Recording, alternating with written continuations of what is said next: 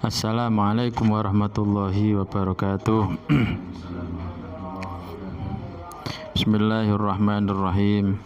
Alhamdulillahi rabbil alamin. Wa bihi nasta'inu ala umuri dunya waddin. Wassalatu wassalamu ala asyrafil anbiya wal mursalin sayyidina wa maulana Muhammad wa alihi wasallam, amma ba'd. Qala al-musannifu rahimahu ta'ala wa nafa'ana bi wa bi ulumi fid dharain amin. Bismillahirrahmanirrahim.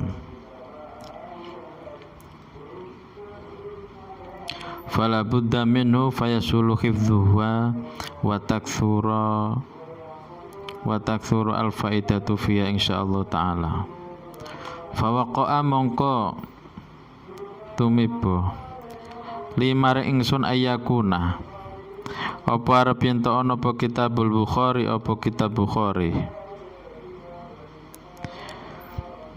Bahwa ka mongko tumibo li tetep ketungsun apa ayakun apa arep yen to ana apa ikilah hadis utawa kitab iku Kitab Al-Bukhari iku Kitab Bukhari.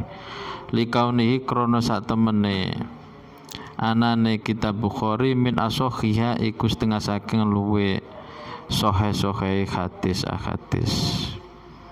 Nah, ini yang melatar belakangi Kiai Musonef ini mengumpulkan beberapa hadis, meringkas beberapa hadis. Jadi yang diringkas oleh Sahabi Jamro ini adalah hadis-hadis yang terdapat pada Kitab Bukhari. Karena menurut beliau, pandangan beliau Kitab Bukhari itu merupakan ashahul hadis, termasuk hadis-hadis yang sahih, dan barokah hadis di dalam Bukhari, Kitab Bukhari itu luar biasa. Bahkan setiap saat ada ulama yang mengatakan misalnya ada hajat atau kebutuhan apa, kita bisa membaca hadis Bukhari sebagai wasilah untuk mendatangkan sebuah hajat kita. Dengan wasilah membaca Kitab Bukhari, insya Allah mujarab, insya Allah mudah apa yang kita inginkan. Semua hajat-hajat bibarokati wa biwasilati qiraati Kitab Bukhari ini akan diijabahi oleh Allah Subhanahu wa taala. Di samping itu wali kaunihi, kenapa saya meringkas, mengambil ringkasan daripada kitab Bukhari, bukan kitab yang lainnya, padahal kitab-kitab hadis itu banyak sekali. Pandangan beliau pertama karena hadis Bukhari itu merupakan hadis yang paling sahih, ashahul kutubul hadis wa al-Bukhari. Dan termasuk juga wali kaunihi lan krana anane Kitabul Bukhari rahimahullah taala utawa Al-Imam Bukhari, namanya itu Muhammad bin Ismail bin Ibrahim bin Mughirah bin Bardasbeh. Nah, ini termasuk keturunan beliau dan termasuk Mughirah, termasuk Al-Mughirah niku termasuk dari Majusi, ya, agama Majusi. Kemudian beliau masuk Islam dan Islamnya itu sangat bagus sekali. Wa kana min akabir tabi'in, termasuk Mughirah itu merupakan tabi'in sing luar biasa, sing akabir dedengkote tata tabi'in. Tabi'in itu setelah sahabat. Periode setelah sahabat itu tabi'in. Nah, termasuk Mughirah niki akabiru tabi'in.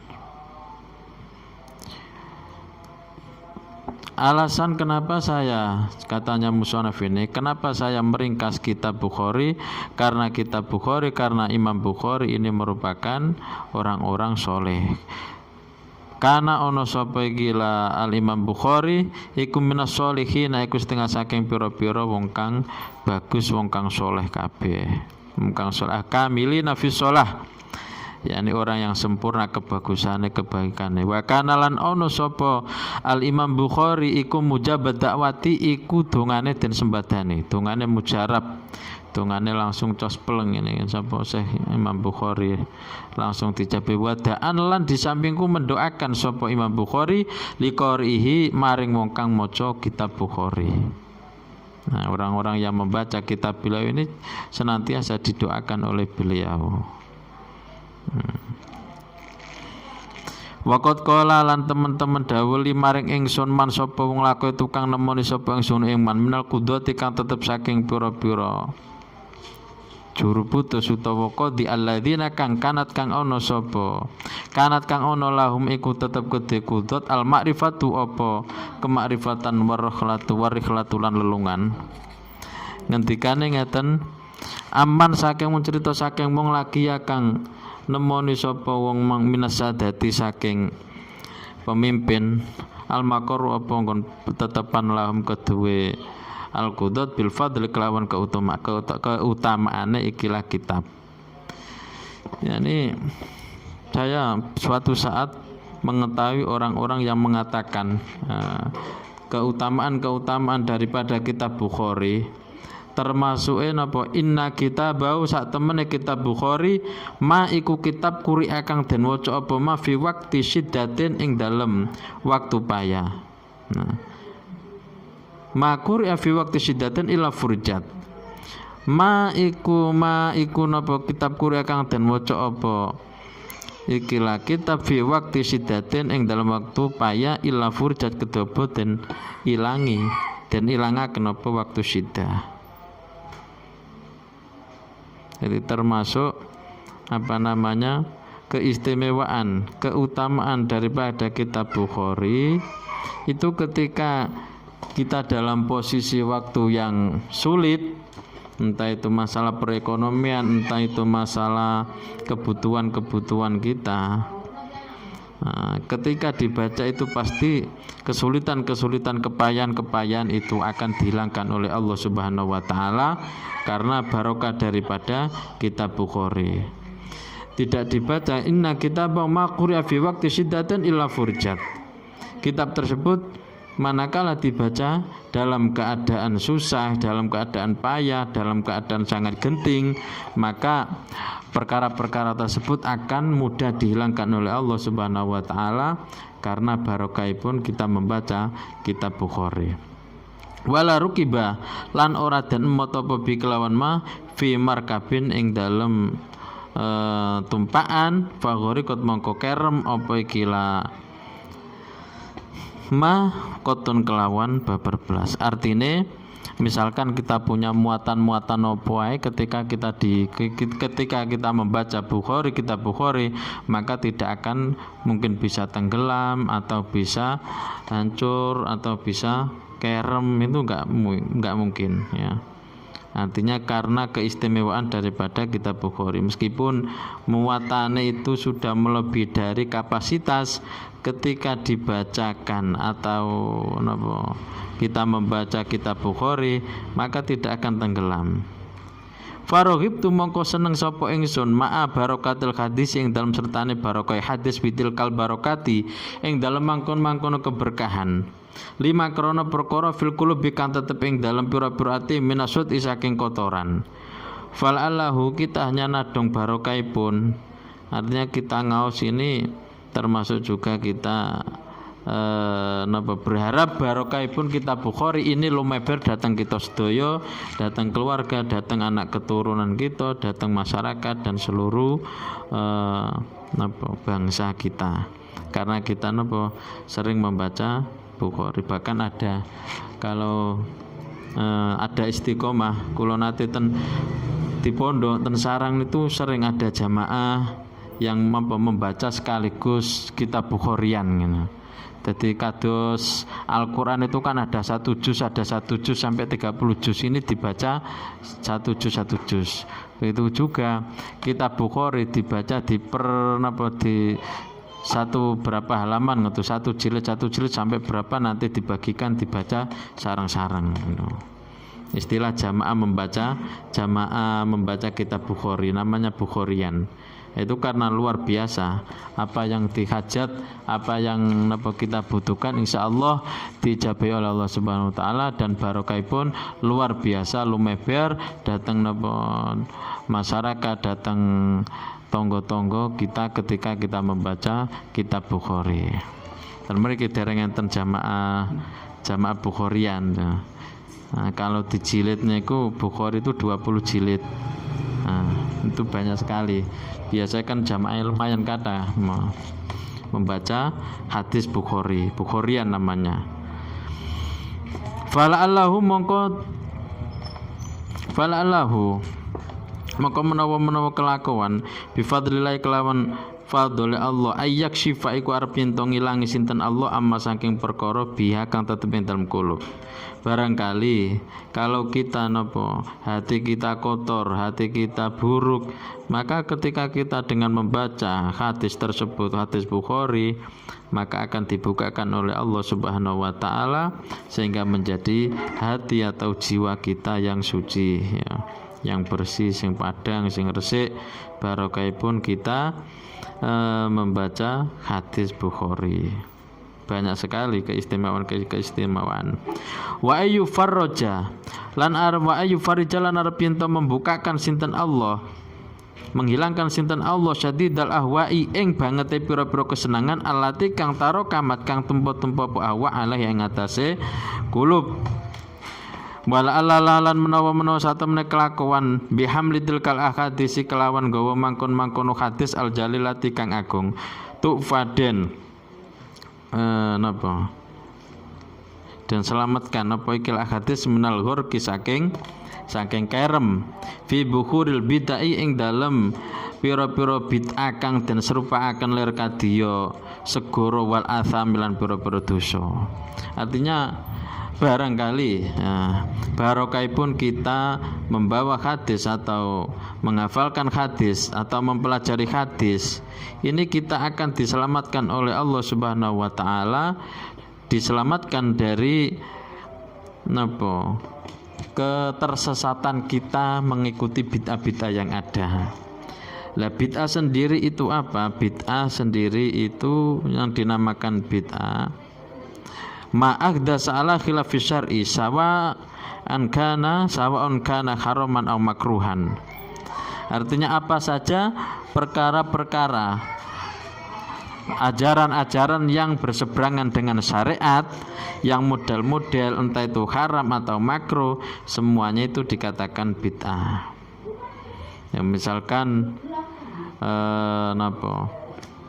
kita mengerjakan suatu amalan, ya, mengerjakan amalan yang tidak dilakukan oleh Rasul dan tidak ada dasarnya dan tidak ada nas-nas utawa ulama-ulama yang mengatakan itu diperbolehkan, maka itu termasuk kategori bid'ah.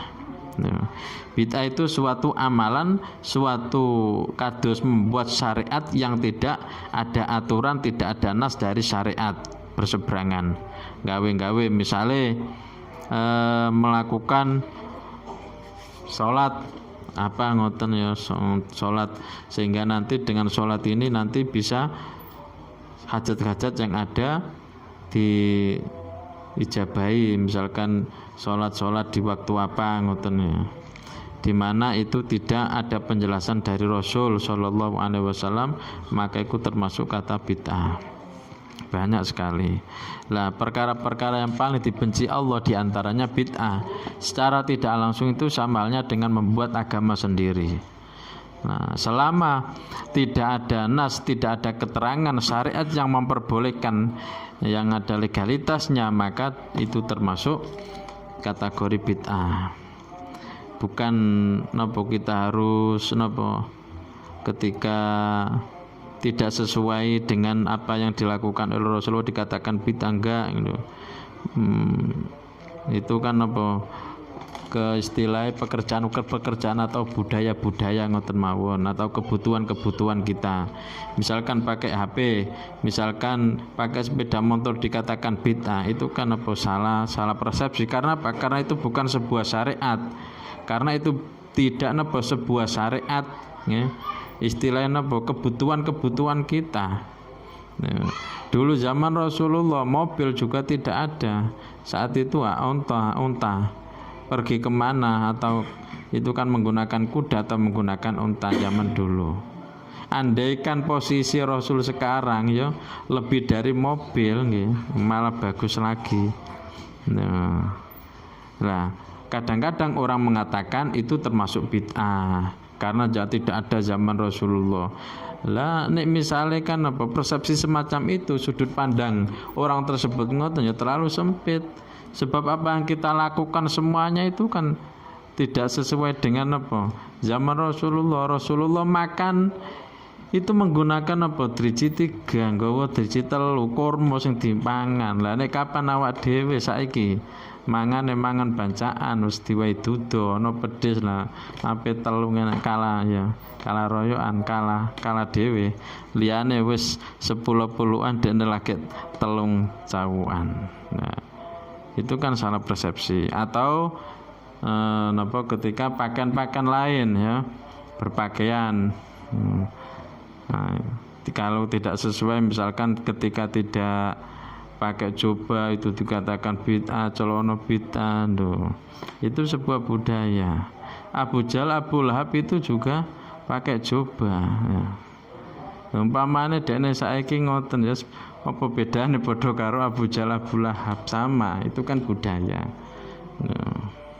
Nah, kita yang dimaksud bid'ah di sini itu adalah suatu amalan atau membuat syariat yang tidak ada zaman pada Rasulullah, atau tidak ada ketentuan nas-nas yang soreh dari agama, dari para ulama, dari para sahabat, tabi'in dan lain seterusnya. Itu yang berseberangan. Nah, kalau kita memegangi, menggunakan, mengamalkan hadis-hadis khususipun dari Imam Al-Bukhari ini, maka kita akan selamat dari terjerumus atau tenggelam di lembah kesesatan yang namanya bid'ah tersebut. Falamma kamlat mongko ing dalam semangsane sempurna apa ikilah al hadis biasa bima kelawan milang-milang perkara wafaqo kang wis paring taufik sinten Allah ilahi maring ma faidan mongko dumatan hiya utawi ikilah hadis 300 hadisin iku 300 hadis ghairi bid'in kang ora punjul. Artinya ternyata kumpulan dari hadis Bukhari itu jumlahnya ono pinten 300 hadis, 300 hadisin. Fakana awaluha, fakana mongko ono apa iki mangke.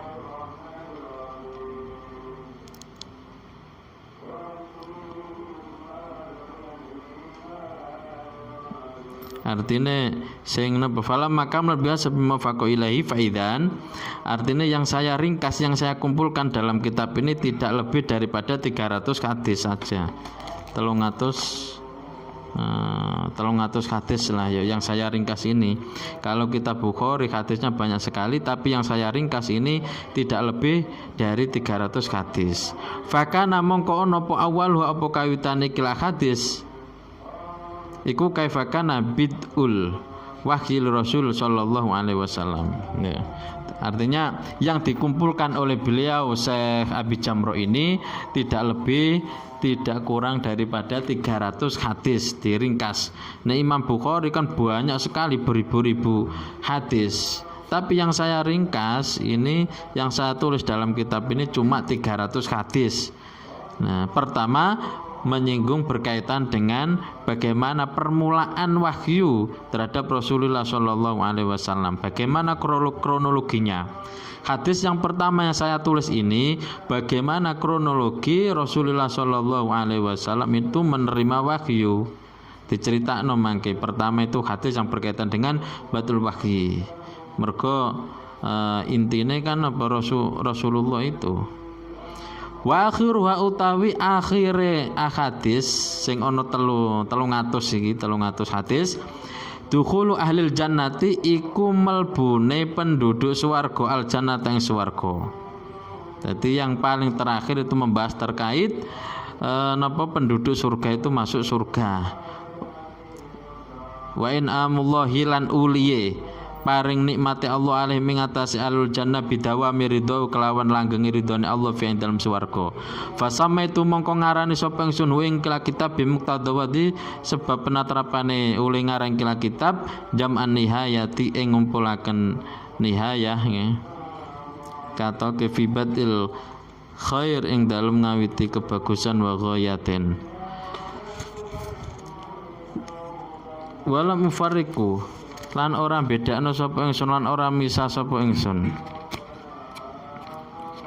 Wala mufarriqu lan ora misah sapa ingsun bainaha ing dalem antarané ikilah hadis ora tak bisa bitabwi bin kelawan takbab ora tak bisa rojaan krana napa arep-arep berharap ayyutami ma ing arep ento menyempurnakan Allah sinten Allah limar ingsun walikul liman lan marang sakabehane wong Qur'an kang maca sapa wong ing kitab au sami utawa krungu sapa wong ing kitab batal khairi ing kawitane kebagusan bigoyati kelawan katoke khair fa nasallallahu mongko nyuwun sapa ingsun Allah al-karima kang mulya rabbal arsy kang mengran ars al-azim ayyaj'alaha ing arep ento dadekaken sinten Allah ha ing ikilah kitab likulubina maring pira-pira ati kita jalaan ke ing dadekno ing mencorong walida idinalan maring penyakite agama kita sifaan dadekaken ing tombo ing obat bimani kelawan anugerah Allah la robba ora ana pangeran iku majud jiwa kang saliyane Allah wa sallallahu lan muga-muga paring rahmat sinten Allah ala sayyidina Muhammadin khatamin nabi kang dadi pungkasane pira-pira nabi walhamdulillahi rabbil alamin. Bismillahirrahmanirrahim. Ini mulai hadis, berarti mulai 300 hadis pertama ini. Kemarin baru mukadimah. Bismillahirrahmanirrahim.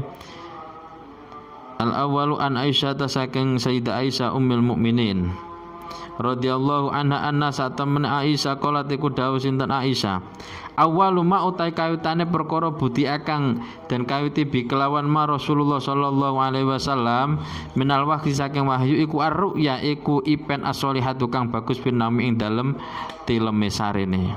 Jadi pertama kali awal Rasulullah sallallahu alaihi wasallam menerima wahyu daripada wahyu itu lewat mimpi yang bagus ya, mimpi dulu. Jadi dipeni sadurunge Kanjeng Nabi ini langsung diperlihatkan secara dohir, ini diberi napa lewat mimpi dulu supaya ora kaget. Jadi isaro-isaro lewat mimpi itu memang ada. Memang pertama kali wahyu itu ya lewat ar-ru'ya as-sholihah. Tapi delok sing ngipi nek kapan ngipine awak dhewe ku masih perlu dipertanyakan. Engko ana diteboki ya nyorong ngono. Wa anwa'ul wahyi samaniyatun. Jadi macam-macam daripada wahyu itu ada 8, ada kalanya macam-macamnya wahyu lewat wahyu ya. Allah memberikan wahyu, memberikan ilham bagi kita semua itu ada kalanya ar-ru'ya as-sholihatu fin naumi, yakni lewat mimpi yang bagus ketika kita tidur. Kadangan isyarah Allah memberikan isyarah terhadap orang bagus lewat mimpi. Banyak sekali ya.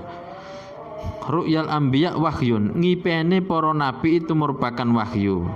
Sampai Sayyidina Nabi Ismail, Nabi Ibrahim pun itu ketika disuruh oleh Allah untuk menyembelih putrane Nabi Ismail itu nggak lewat dulu ya bunaya inni ana fil manami anni adbahuk. Aku ya bunaya anakku, aku ngerti nuk ngipi nek aku iku dikongkon diperintah Gusti Allah untuk menyembelihmu. Jawabnya Nabi Ismail gampang, nek kapan iku perintah Gusti Allah ya monggo lakukan jenengan. Aslinya aku gak percaya bolak-balik tapi lewat mimpi lewat iki akhirnya apa memang Yang kedua ada kalanya, yang pertama itu lewat mimpi. Yang kedua wahyu itu bisa turun ada itu apa dengan ilham. Ilham iku ayyang fasal malik fi rau'ihi. Artinya Allah Subhanahu wa taala mengirim malaikat ya, dibisi malaikat bisi dalam benak hatine min ghairi ayyarahu.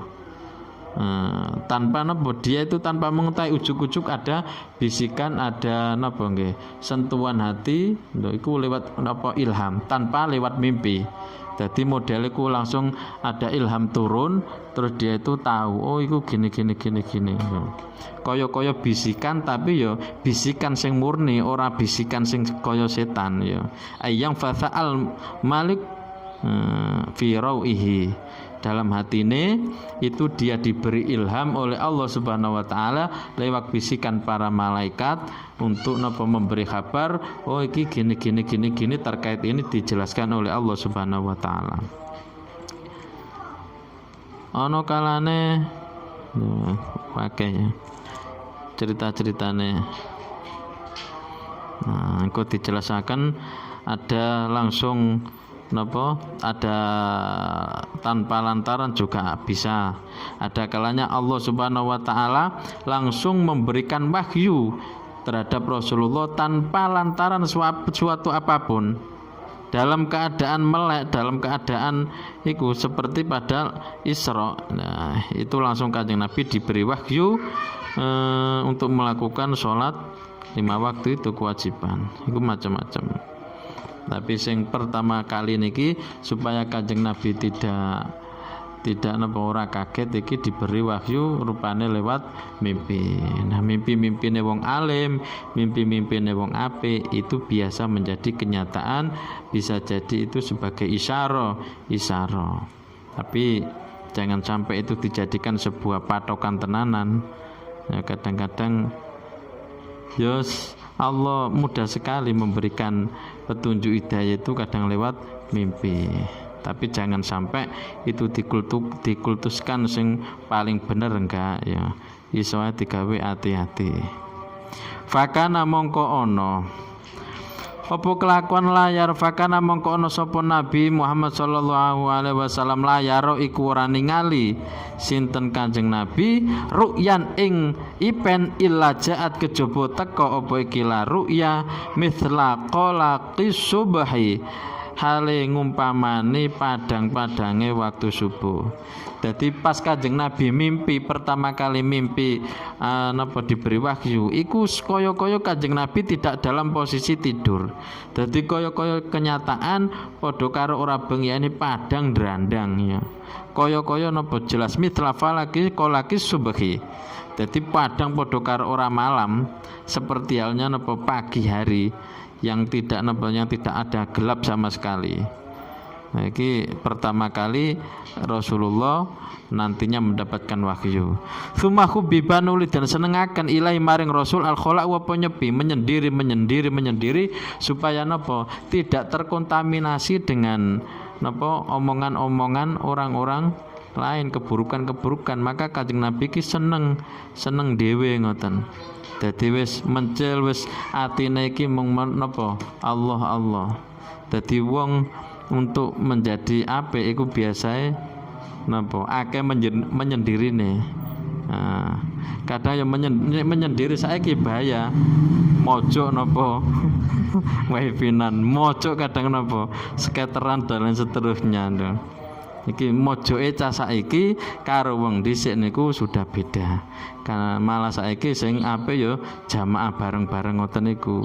Nek saged, nek misale saged ya kita usahakan ada waktulah ya, waktu kita sendiri untuk munajat terhadap Allah itu harus diusahakan ada malam hari utawa sadurunge subuh utawa tengah malam itu kita sempatkan munajat ya. Meskipun to ora ketang 10 menit utawa 5 menit kita usahakan itu munajat terhadap Allah Subhanahu wa taala. Wa kana lan ono sapa Kanjeng Nabi yakhlu iku nyepi sinten Nabi bigoren Hira ing dalem napa guwa Hira. Fayatahanasu mengkon jungkung utawa ibadah sinten Allah fi ing dalem guwa Hira. Kemudian Kanjeng Nabi iku tahannus ibadah di Gua Hira utawa bahasa uzlah. Karena saat itu Kanjeng Nabi kan berada di atas itu gua, jadi melihat kondisi orang-orang di sekitar di lingkungan tersebut. Nah, jadi untuk mengoreksi, untuk itibar, mempelajari karakter-karakter dan lain seterusnya, supaya tidak terkontaminasi, baik itu masalah makanan, baik itu masalah omongan, baik itu masalah hujatan. Biasanya nek kapan wis kumpul menungso, kadang-kadang isek napa membahas yang lainnya, ngerasani, krungu wadulan dan seterusnya, kan bisa mengotori jiwa seseorang untuk mendekatkan diri terhadap Allah Subhanahu wa taala. Nek gak iso nyaring, ya lebih baik menyendiri. Kita usahakan supaya tidak ada napa kotoran-kotoran yang masuk dalam jiwa kita. Nek kapan atine wis resik, nanti bahasa ilham, bahasa wahyu ini akan mudah didapat. Kanjeng Nabi ngoten. Dadi wong nek kapan kepengin oleh ilham utawa mendapatkan ilmu-ilmu yang luar biasa, itu setidaknya kan harus munajat utawa riyadhah utawa tahanus, ibadah datang Allah Subhanahu wa taala, bahasa uzlah utawa wirid-wirid, mensucikan diri sehingga kita mudah untuk mengambil utawa ilmu-ilmu yang telah diberikan Allah Subhanahu wa taala terhadap kita. Wa ta'abbud wallahu a'lam bishawab. Jangan malih, moga-moga ada manfaat dan gunanya. Mungkin kita bisa mengambil hikmah daripada pelajaran malam hari ini. Assalamualaikum warahmatullahi wabarakatuh. Waalaikumsalam warahmatullahi wabarakatuh.